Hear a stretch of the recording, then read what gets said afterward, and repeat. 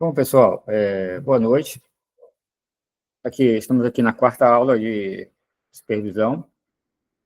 Bom, falamos sobre várias coisas. Hoje a gente vai falar sobre a questão do estudo de caso 2, que seria a neurose obsessiva. Tá? É um caso que os psicanalistas se depara sempre, né? Por conta que a neurose obsessiva ela traz um sofrimento psíquico muito grande, estou analisando, né, para a pessoa, né? E a pessoa acaba procurando serviço. E como a neurose é uma questão, basicamente, que a pessoa fica presa num ciclo de repetição, e nesse ciclo de repetição ele se prende nisso e muitas vezes torna a vida do analista um pouco difícil, né? Pode ser que o analista, então, não consiga dar conta desse caso e chegue para a supervisão para falar sobre isso, para tentar encontrar, né, um caminho mais adequado para que ele possa lidar com essa causa, com essa questão. E aí o supervisor ele precisa estar preparado, né, para poder auxiliar o colega psicanalista para conseguir dar conta disso aí, tá bom? É isso que a gente vai caminhar hoje, tá bom? Nessa nossa aula de supervisão. Vamos estudar com foco, então, nessa neurose obsessiva, essa estrutura, né, obsessiva, que é muito bem, assim, digamos, emblemática, né, na clínica psicanalítica. Porque, como eu estava dizendo, né, ele fica preso dentro de um ciclo, né, porque ele mesmo cria essas defesas. Né, ele cria essas defesas para tratar, né, e tentar se prender e justificar uma culpa que ele carrega, né, por não poder expressar o desejo que ele tem. A gente vai ver durante a aula, na primeira parte, sobre a questão tipicamente da neurose, um caso, né, clínico, e depois, no final, a gente vai caminhando para ver qual seria o posicionamento aí do supervisor. Vamos seguindo, então. Ok? A ideia aqui, então, nesse primeiro, logo de começo, né, é que a gente consiga identificar esses elementos estruturais da neurose obsessiva, né, que a gente possa compreender essas defesas do sujeito, e chega na análise com defesa, ele chega no relato dele, na associação livre dele, falando sobre seus sintomas típicos, o que o leva, né, o que gera aquela ansiedade, aquele sofrimento, aquela angústia, né? Entendeu? E a lógica que ele traz subjetiva, né, tentando justificar essa questão da sua própria neurose, ok? E a gente vai trabalhar também essa questão, então, dessa posição subjetiva dele, né, e como que o analista deve, de certa forma, conduzir, né, essa situação frente a saber que um dos problemas da neurose é com respeito ao desejo do outro, né? Por não poder, né, por não dar conta de conseguir atender isso. Então, vamos discutir esses impasses clínicos que ficam dentro da análise e quais seriam as possíveis direções, né? Tá bom? Que vão ser tomadas aí dentro. Porque esse paciente ele é muito intelectualizado, ele é muito racionalista, né? E a racionalização dele, de certa forma, atrapalha a transferência. Ele atrapalha essa transferência e isso gera uma resistência, tá bom? Principalmente resistência ao silêncio, tá bom? Principalmente resistência ao silêncio, falando o tempo todo, deixando aí o psicanalista, muitas vezes, num checkmate, né? Sem saber como fazer intervenção, ok? E aí a gente pretende, ao final, refletir sobre essa função do supervisor, né? que geralmente vai ser o local, né, como nós já falamos em outras aulas, o lugar da escuta, do silêncio do supervisor, para deixar que o supervisionando aí, no caso, que trouxe o caso, né, o analista que vai estar ali trazendo o caso para a supervisão, ele possa se colocar ali como o sujeito da fala. E aí sempre chamando atenção para essa questão da importância, né, da escuta. E aí diria que na supervisão é escuta da escuta, né? Escuta da escuta. Escuta do analisando, que traz a questão, do psicanalista traz a questão sobre o seu, o seu caso do paciente. Tá bom? É interessante a gente começar aqui, para aprofundar, trazendo aí aqui, né, essa questão da definição, né? A definição da neurose obsessiva, para que a gente fique claro para a gente caminhar com mais tranquilidade na montagem da nossa ideia, do que a gente fala, né? Então, essa neurose seria essa estrutura clínica marcada por culpa intensa. Né? Essa culpa é o quê? É a culpa do que o grande outro traz para o sujeito, né? Tipo, as regras sociais, o que o pai, o que o professor, o que a igreja, né? O que as pessoas dizem que é certo, do qual o nosso paciente ele desejava aquilo, mas por conta dessa situação, ele acaba, né, fazendo o quê? Recalcando isso aí. Né? Aí tem aí essa questão da culpa do recalque. Ele, para tentar, certo? Para tentar não para tentar justificar o fato dele não realizar o desejo dele, ele começa a racionalizar e falar sobre aquilo. Isso vai fazer com que ele tenha certos rituais, né, que seria característico da neurose, certo? Como fecha a porta, abre a porta, ficar lendo e-mail 500 vezes, e tudo isso para quê? Né? Tudo isso para quê? Simplesmente porque ele tem medo de errar, certo? Ele tem uma característica típica daquele sujeito que quer fazer o certo, para atender o desejo do outro, certo? E aí ele se prende em rituais, fazendo, para ter certeza de que na hora que ele for fazer, vai fazer certo. Mas mesmo assim, ele não consegue fazer e se guarda e se prende dentro do inconsciente. Só na questão a questão aqui do pensamento, sem ação. O que vai levar esse sujeito a ter uma atitude de dúvida, tipo, eu vou fazer, vai dar errado. Então, eu fico pensando. Isso traz para ele uma paralisia. Né? O que é paralisia? Ele procrastina, ele não consegue fazer. Entendeu? Trazendo aí o grande problema da neurose obsessiva. Ok? Isso significa, resumindo, que ele tenta controlar o seu desejo, certo?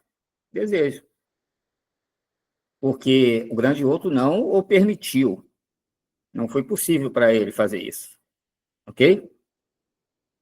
E tudo isso para evitar a castração, né? Aquele processo de castração que Freud vai falar, né? Freud vai falar lá, vai trazer, né, com respeito ali no Édipo, certo? E seria exatamente a figura da autoridade que chega, né, de forma ali de construção desse aparelho psíquico, dizendo o que pode ser e o que não pode ser feito, colocando o sujeito, né, na cultura, certo? Então, aqui, basicamente, aqui, só nessa fala da neurose obsessiva, eu já trouxe para vocês aí, né, o que caracteriza aí, né, essa neurose obsessiva, trazendo aqui alguns dados importantes. O mecanismo de defesa sempre vai ser a racionalização, o sujeito trazendo aí a lógica para justificar por que ele pensa assim e por que ele faz isso. É para não pensar. Aqui é interessante uma coisa aqui, tá? Porque ele desenvolve esses rituais. É porque enquanto ele pensa no ritual, pensa como fazer, o leva a não pensar no desejo dele que está recalcado. Ok? Então, enquanto ele ele fecha a porta 50 vezes, o evita que ele deseje, que ele pense naquilo que o leva realmente a desejar, levando a esses rituais obsessivos. Tá bom? Isso evita a angústia, né? E anula os desejos que ele considera inaceitável. Por que ele considera inaceitável? Ele acha que não deve fazer porque é errado. Ele acha que não deve fazer. Tá? Então, isso surge para ele como um sofrimento, causando aí, então, a forma dele não fazer as coisas, como eu disse, né? Essa forma extrema de indecisão vai impedir ele de agir, procrastinando, certo? Isso vai ser para um mecanismo de defesa para evitar aquele desejo. As defesas aí obsessivas, né, seria aí a anulação, então ele não vai se permitir fazer, vai ficar no mundo das ideias, dos pensamentos, certo? Ele vai se prender, né, vai ficar de forma reativa, vai perder essa capacidade de se relacionar e ter afeto. Tudo isso para conter o desejo dele, né? E a culpa que ele sente por desejar uma coisa que ele acha que não pode. Isso tudo, por último, coloquei na tabela, né? O superego severo. Esse superego que o grande outro traz na formação do aparelho psíquico, né? De uma forma que trouxe um dano para ele, né? Superego seria essa instância psíquica que pune o sujeito por seu desejo. Pune como? Dizendo, isso não pode ser feito. Se não pode ser feito, você pensa nisso, então você está errado, certo? E aí ele se culpa. E aí ele se autopune, certo? Se autopune de que maneira? Silenciando dentro dele, nos pensamentos, certo? Criando esses rituais para que esse sujeito não sofra pensando naquilo que ele acha que é errado, ok? Então, esse slide é muito esclarecedor para a gente definir aí, né, a base da neurose obsessiva, ok? E aí eu fiz um diagrama básico aqui para a gente poder, né, entender ainda mais isso, tá? Então, o sujeito deseja, esse desejo inconsciente dele, para ele, é ameaçador, porque foi proibido ou é inaceitável pelo grande outro, porque o grande outro é que define as exigências morais, culturais, né? Tudo que internaliza dentro do sujeito que vai fazer com que ele seja um sujeito da cultura, um sujeito social. Dessa forma, o superego dele se forma, né, que é essa instância moral, que sempre vai ser um vigia altamente, né, altamente, altamente, digamos assim, só olhar aqui que a Michelina está falando algo aqui para mim. Ah, não estava aparecendo aqui no computador? Ah, tá. É que eu não voltei, eu saí e não voltei, né? Tá bom? Tudo bem. Obrigado, Micheline, pelo toque, tá bom? Beleza. Que eu tô com dois aqui, porque caiu a luz agora há pouco aqui, e se cair a luz, eu estou com a internet do meu telefone aqui. Tá? Mas vamos continuar então aqui. Obrigado pelo toque aí, eu não tinha percebido que tinha escurecido a imagem. Bom, então essa questão, né, tá, desse superego, essa instância moral, ela se torna aí um vigia, ela se torna um vigia, né, que vai sempre punir o sujeito com a culpa por ele desejar, ok?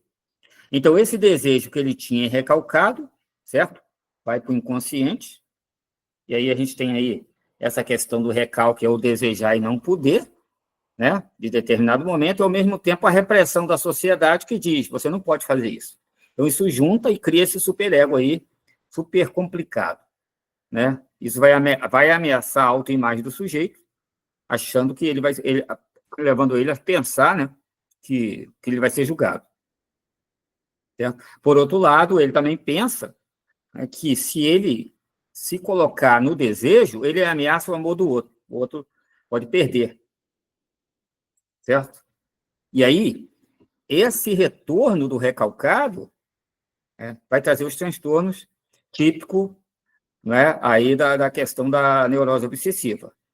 Retorno do desejo sob forma disfarçada seria o sintoma, o próprio sintoma, né, que seria aí característico, visível para todos, né, que seria até, a gente poderia dizer até que é sintoma para ele, sinal para a gente poder enxergar o sujeito, tá? O sonho, né, os sonhos que ele pode ter, os atos falhos que acontecem durante o dia e o seu sentimento de angústia, ok? Isso gera, então, esse sofrimento do neurótico, dele sempre desejar algo que não aceita desejar, ok? Então, ele quer muito, mas ele não pode, ele não aceita. Isso aí o leva a esse ciclo, né? Esse ciclo de repetição. O nosso estudo de caso, então, traz hoje o Lucas, tá? É um caso fictício, óbvio. 32 anos, ele é um engenheiro, tá? Ele é solteiro, ok? A queixa principal dele é pensamentos repetitivos e paralisantes, medo de errar em tudo, como nós já falamos lá, né? Conceituamos. Então, aqui se encaixa exatamente esse sujeito dentro de uma neurose. É como vocês podem perceber, né? Entendeu? O medo de errar, que se liga a essa culpa característica, né? A idealização dele de querer ser perfeito, certo? Ser perfeito por conta que ele precisa atender o desejo do outro, né? Isso é o que vai trazer aí essa idealização da perfeição, que é exatamente a característica principal de um sujeito obsessivo, ok? Então, esse slide aí já foi, né, já ficou bem trabalhado, tá? E aí nós vamos ver, então, essas queixas, né, que se encaixam, que nós já vimos. Eu coloquei aquele primeiro slide ali já exatamente para que a gente possa estar acompanhando aqui, para você que é novo, talvez, possa estar, então, já tendo um primeiro entendimento para acompanhar o estudo de caso e não ficar aí perdido, tá bom? Ok? Sintomas e queixas dele sempre vai ser dúvida crônica e paralisante. Será que eu devo fazer? Eu não vou fazer, porque se eu fizer, né, então, ele para e não faz, ele procrastina, né? Ele vai ficar pensando o tempo todo, revisando o texto, repetindo orações e tudo, né? E nesse estudo de caso aqui, eu não defino o estudo aqui, mas nesse caso aqui, o rapaz aqui, o Lucas, ele era um religioso, né? Que ele, foi ensinado que devia rezar o tempo todo. Então, ele vivia rezando, rezando, rezando.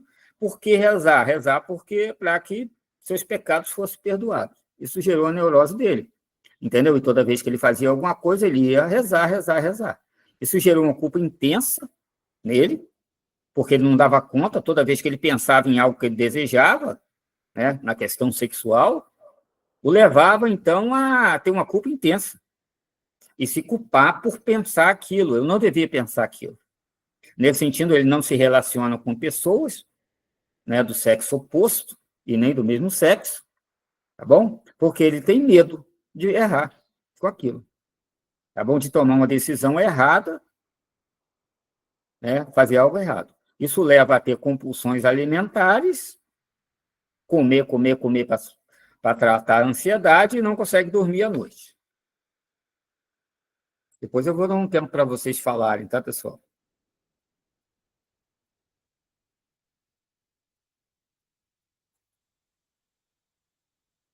A história de vida dele, como disse, criado por uma religiosidade rígida, pai autocrático, né?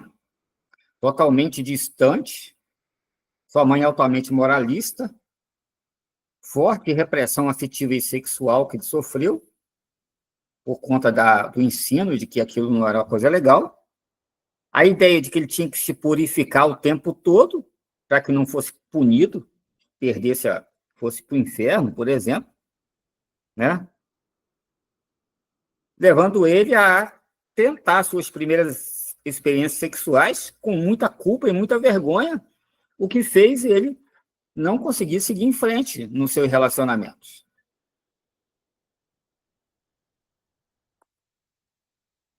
Dessa forma, nós fechamos aqui esse diagnóstico, né?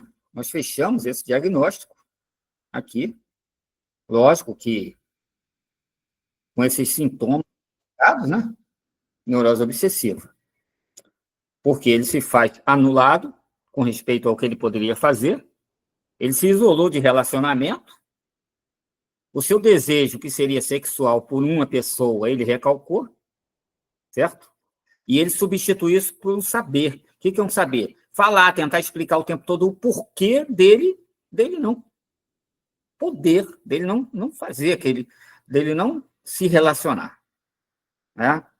Se controlando na situação, porque ele pensa, se eu fizer, eu posso errar. E aí ele não faz, certo? A sua relação com o outro é marcada pela demanda de saber absoluto, ele vai para o psicanalista e ele fala, explicando para o psicanalista, dando aula para o psicanalista, justificando para o psicanalista o porquê de tudo aquilo. Tá bom? Isso caracteriza exatamente a obsessão como defesa contra o desejo e a castração. Ele não aceita a castração no sentido de que a castração, de uma forma normal, né, levaria a ter um relacionamento normal, mas da forma em que ele foi tratado na sua infância, né, levou ele, então, a ter esse sentimento de culpa, né, e a castração o leva, a castração para ele aqui é uma situação muito, muito difícil, para ele aceitar isso, entendeu? E aí ele, então, entra na sintomatologia. Bom, aqui a gente entra na transferência e na escuta. Bom, transferência e na escuta. Bom, tentativa de corresponder ao ideal do bom analisando, tá bom? Falar, tentar ser cordial. Ele fala e pergunta para o analista né, se ele concorda com aquilo que ele explica. O discurso é racionalizado e pouco afetivo, quer dizer, ele evita, como nós vimos anteriormente no slide anterior, ele evita o quê? Ele evita a relação de afeto. Ele explica, né, tecnicamente aquilo tudo que ele está fazendo. Ok? Ele tem essa resistência ao silêncio, bom? Então ele fala, e a livre associação, porque ele racionaliza. Então, quando ele racionaliza explicando, ele está no consciente. No consciente, ele não deixa sair coisa do subjetivo, do inconsciente para fora, né? Ok? E aí fica difícil de fazer a transferência. E aí o analista tem que tomar cuidado com essa demanda de saber, porque o analista pode tentar interferir entrar nisso aí, certo? E aí a análise se perde aí, por conta que o analista não suporta ficar calado, acaba intervindo. Ok? Vamos à intervenção do analista agora. Escuta não interpretativa frente à racionalização. Ok? Bom, essa questão da escuta não... se eu só colocar aqui...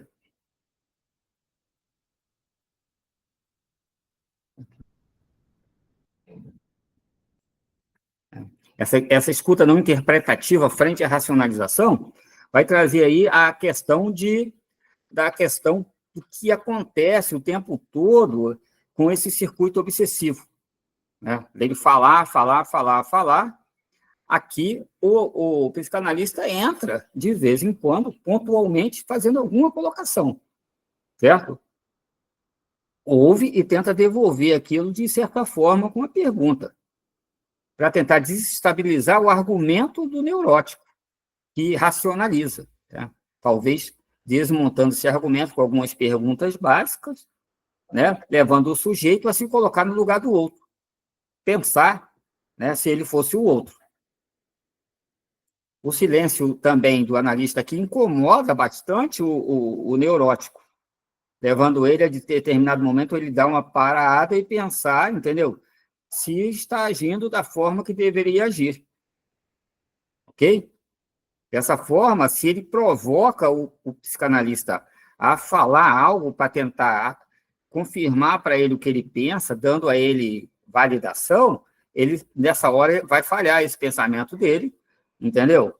Porque o psicanalista não vai se colocar, né, no lugar ali do mestre do saber, ok? O analista ele vai se recusar a isso, ele vai evitar isso.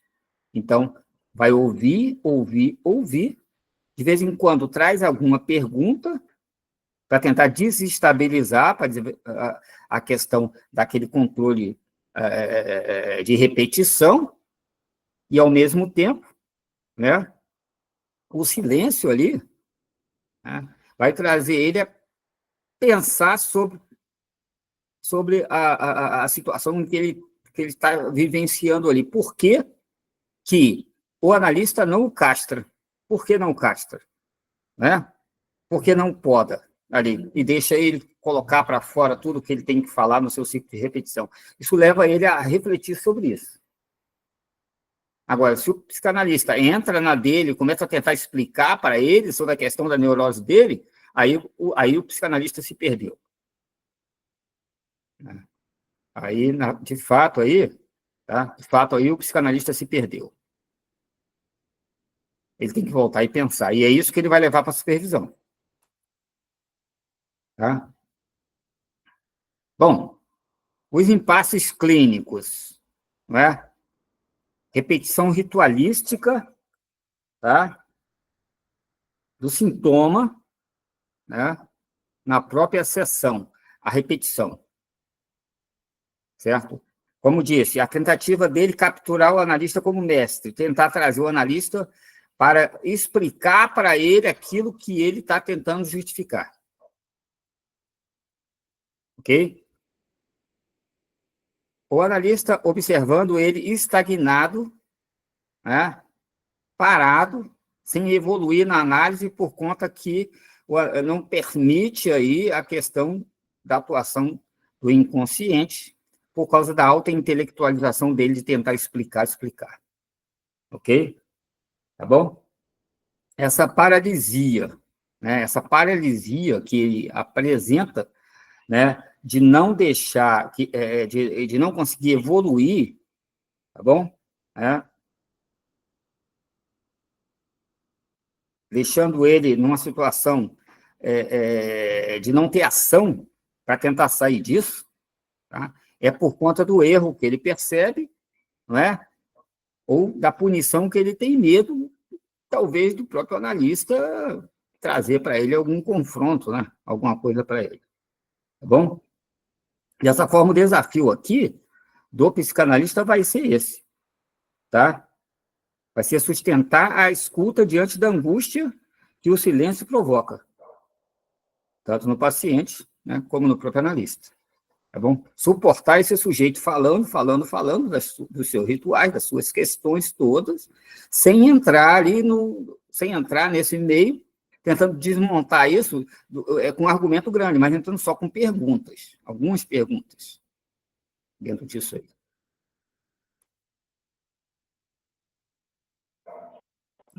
E o que o analista, então, traz para nós supervisores? Né? Ele vai dizer, tá? Eu não aguento. Ele fala comigo. Tá lógico que aquilo ali não tem sentido.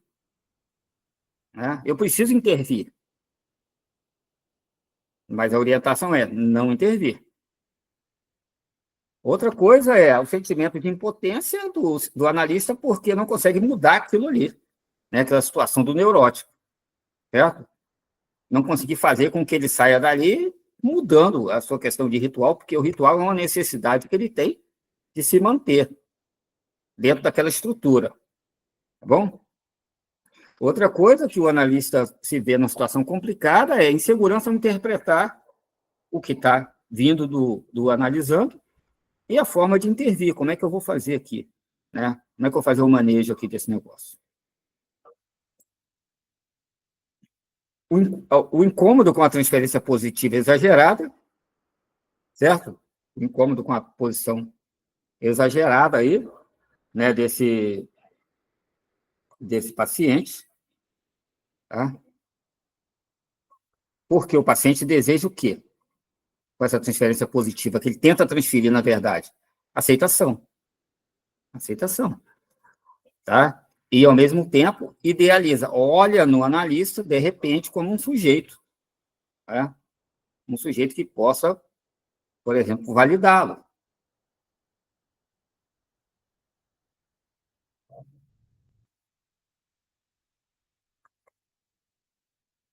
Bom, quais seriam as possíveis intervenções do supervisor, então, mediante essa situação em que o psicanalista traz essa questão desse paciente para ser discutido, né? Sempre vai ser reforçar a importância de ouvir, sem tentar ensinar, sem tentar falar para ele, é dessa forma, você está fazendo isso por conta disso. Não. Falando sempre que, como eu já disse no slide anterior, né, que o silêncio pode funcionar como operador da castração, ok? Dando para ele ali um sentido de que ele não deve continuar com aquilo, ok? E tentar interromper esse ciclo. Ajudar o analista a localizar sua posição na transferência. Como já disse também, tá? Qual é a posição na transferência? Nós já falamos de Bion lá na primeira aula, se eu não me engano, foi na segunda aula, né? Bion falava sobre essa questão da gente se tornar um universo. O que é o universo? A fala do paciente passa pela gente, certo? E a gente recebe isso na transferência e a gente devolve isso em forma de processamento para o paciente, de forma que o paciente não se torne frustrado, mas que o paciente consiga sair dali metabolizando aquela questão. Então, eu tenho essa neurose obsessiva, certo? E eu preciso pensar nisso, que isso para mim não é bom, certo?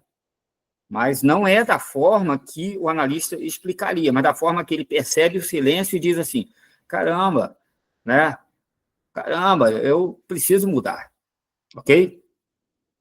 Então, o psicanalista supervisor, ele vai oferecer leitura estrutural do caso, certo? Para o seu supervisionando ali, aquele que ele traz o caso, entendeu? Para que ele possa se perceber nessa questão e se orientar, ok? O supervisor também vai apoiar o analista na elaboração de seus afetos despertados na clínica, tipo assim, você começa a perceber que você não consegue desenvolver empatia com o teu paciente, você começa a se irritar com ele, né? Você começa a desejar não ter ele, não querer acompanhar mais, tá? Passar esse paciente para outra pessoa, porque vai ficando insuportável para você. Então, o supervisor ele vai tratar essa questão, né? Vai ajudar você, ou ajudar o analisando dele, né? O psicanalista que está sob a supervisão, a conseguir elaborar isso, certo? A se perceber como um profissional que está diante de um paciente neurótico obsessivo, e que nada do que está acontecendo ali é diferente do que ia acontecer de verdade. Bom, agora eu abro rapidamente para discussões aqui, temos aí 10 minutinhos, tá bom? E gostaria de perguntar a todos vocês, aquele que quiser participar, pode falar à vontade, levantar a mão, tá? Ok? E seriam esses pontos de discussão que eu trouxe para a gente trabalhar em grupo. Como intervir sem reforçar o circuito obsessivo? Né? Essa é uma questão, uma pergunta, entendeu? Porque o sujeito está chegando para você querendo que você faça intervenção. Ele quer que você faça. Essa é que é a verdade. Né? A intervenção que ele quer é que você diga para ele que ele está certo, está tudo certo. Entendeu? E como que você vai fazer para intervir sem fazer isso que ele quer? Bom? Segunda pergunta é, qual o efeito clínico do silêncio frente à demanda do saber? Ok? Qual seria aí a vantagem, já que o supervisor orienta você a não falar, a escutar e fazer só pontuações em determinados momentos? Tá bom? Qual seria o efeito? Será que o nosso paciente neurótico ele iria embora e nunca mais voltaria por conta de que não ouviu, que não foi reforçado aquilo que ele trouxe, né? E qual seria onde está a resistência do analisando? Ah, tá. Onde está a resistência do analisando e do analista nessa questão em que a gente colocou nesse caso aqui? Né? A resistência do analisando no seu ciclo de repetição e do analista. E quais são os riscos de interpretações precipitadas nesse tipo de estrutura? Tipo, se eu falo demais e começo a me antecipar, né, antes de ouvir o meu analisando. Tá bom, pessoal? Aí temos aí, ó, 5 minutos aí para a gente falar sobre isso. Quem é o primeiro que vai se arriscar?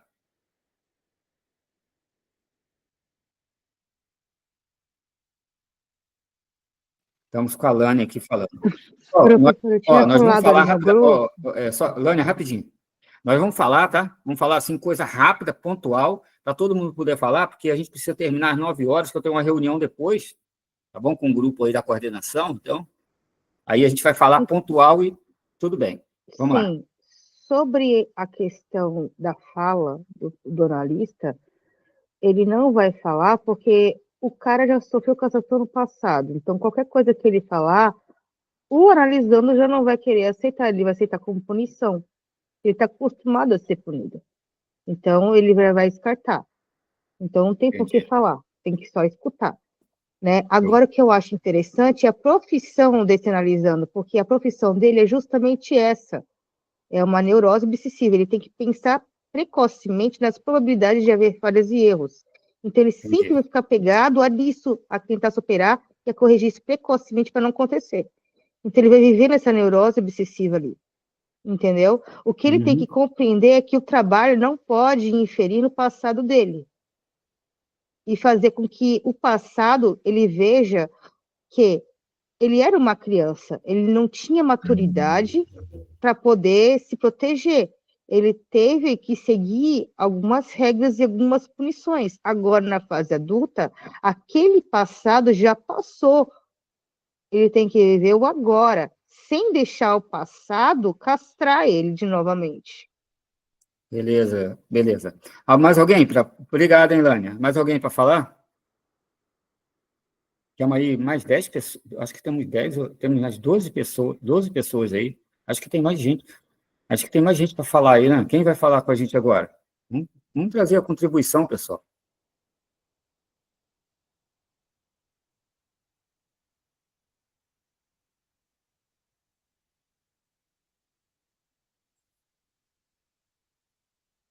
Eu não gosto de provocar muito, entendeu? De direto, eu não gosto de provocar o aluno. A Micheline entrou aí. Micheline, vamos lá. Não, mas eu acho que o principal problema que o analista vai ter é a questão da transferência e da contra-transferência, né? Porque é uma pessoa cheia de obsessões, de coisas que, né, coitada, é uma pessoa adoecida. E aí tem que ter amor à profissão e ser bem ético, né? Eu penso. Porque, com certeza, a pessoa já vem com a transferência, né? E se você contra-transferir, você depois não vai dar conta de continuar com esse paciente. E acontece, você tem que manter sempre ali no profissionalismo, neutralidade, contornando isso daí, para que você, enfim, não entre nessa questão, né, numa contra-transferência negativa. Tem que transformar isso para ser positivo. Esse é o principal ali na clínica, é lidar com isso. E aí, essa pessoa que você está atendendo, ela vai olhar a expressão do seu rosto, como você está, o que você está falando, o que você, né? E aí vem a nossa função de psicanalistas, sermos compreensivos, profissionais, ouvir, e aí canalizar essa transferência, né? Você vai ter uma contra-transferência, mas você vai precisar trabalhar isso na supervisão também. Legal. Foi bom, legal, a Micheline trouxe, Micheline, essa questão da transferência positiva e negativa, né? Então, esse é o grande problema do psicanalista que, por exemplo, não domina bem a análise, né? Entendeu? Sim. É aquele que é ansioso, que fala demais, né? Que recebe também essa transferência e tem coisas a tratar porque não faz supervisão, por exemplo, e ou não faz análise, digamos assim, também pessoal, e aí recebe isso, aí isso mexe com ele, e aí a transferência negativa acontece, entendeu? Então, é exatamente isso aí. O setting, a transferência positiva e negativa, acho que é o que a gente precisa realmente refletir sobre isso. Próxima pessoa, pode falar, Micheline, continua. A pessoa tem que fazer o tripé, porque se ela também não tiver em análise, não estiver fazendo supervisão, ela não pode atender, porque é o requisito para a gente atender tripé. Está sempre ali em contato com conhecimento, né, e fazendo a supervisão e análise também. Exatamente. E esse espaço de conversa nosso aqui é importantíssimo, né? Por quê? Porque aqui a gente traz uma conversa e você vai levar essa mesma conversa para o seu supervisor, e você, como supervisor, vai entender isso e tratar com o seu analisando também. Entendeu? E essa questão do tripé é fundamental, porque tudo é baseado na teoria e na experiência clínica, né? Que se dá à medida que você vai cada dia mais atendendo mais pacientes. Bom, pessoal, mais uma pessoa para a gente poder finalizar. Professor. Opa. Essa primeira questão, a gente intervir sem reforçar o circuito obsessivo, é não fazendo julgamentos e não intervindo no mecanismo de defesa? De defesa e para ele liberar esse inconsciente, né? Não fazendo julgamento já é um passo bem grande, que é o que o analista não deve de fazer. Ó. E também incentivar com perguntas que ele se abra um pouco mais a mente à transferência, que ele possa fazer um feedback e pensar naquilo que pode ser o que ele realmente o incomoda, né? Da onde, como vem essa culpa. Tá. Pessoal, eu vou parar por aqui por cada hora. Agora eu vou ter uma tarefa para vocês aqui, tá bom? Para vocês, deixa eu só colocar a tarefa aqui.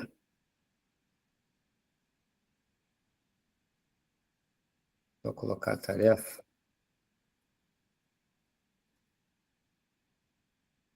Sim, tem uma leitura aqui rápida. O obsessivo pensa para não desejar, né, para a gente não ter dúvida, tá? Aqui, ó. Eu deixei essa fala aqui, tá bom? O obsessivo pensa para não desejar, tá bom? Então, ele cria esse ciclo de repetição. Calcula para não ter que agir, para não errar, tá? Duvida para não decidir. É pela escuta que o analista sustenta o espaço de deslocamento. Tá bom? Ok? Tá bom? Então, é a escuta que vai sustentar esse espaço em que ele vai se colocar e você vai ouvir para ver se consegue fazer com que ele reflita sobre essa questão, como vocês já falaram aí. E aí, a partir daí, fazer uma transferência positiva. Bom, tem um desafio aqui, ó. Vocês podem fazer um print de tela aí se quiser, mas eu vou colocar essa aula está gravada, eu vou colocar essa aula para vocês, tá? Mas assim, ó, vocês vão pegar um caso, vamos escolher um caso qualquer, tá bom? E aí vocês vão responder essas questõezinhas aqui, e na próxima aula a gente traz essas questões, vamos trazer esses casos, e aí a gente pega de todo mundo que está participando, cada um responde uma pergunta dessa, traz o caso e fala, o meu caso é esse, tá? E o diagnóstico estrutural mais provável, fundamental, foi esse aqui. Aí a gente vai ver, tá? A gente vai ver, outro vai falar, não, eu tive um caso assim, os mecanismos de defesa são esses, para que todo mundo possa participar, tá bom? E é basicamente um caso desse que a gente apresenta quando a gente terminar a nossa 10ª aula. Ok? Vocês conseguiram